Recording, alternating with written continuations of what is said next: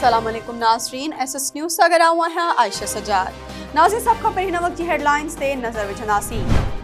पंजाब कैफीके में चूंडूं मुलतवी करण ख़िलाफ़ केस जी ॿुधणी लाइ 4 रुकनी बेंच में शामिल जस्टिस मंदोखैल बि ॿुधणी खां माज़रत करे छॾी।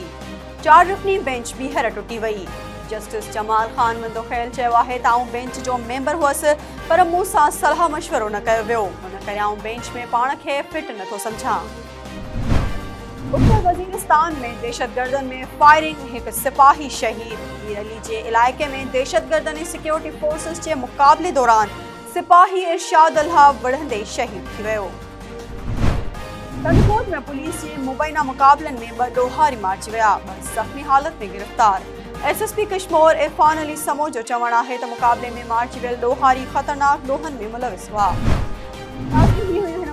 हेडलाइंस तफ़सीली ख़बरूं असांजे यूट्यूब चैनल ते ॾिसंदा। असांजे यूट्यूब चैनल खे लाइक ऐं सब्सक्राइब करणु न विसारींदा।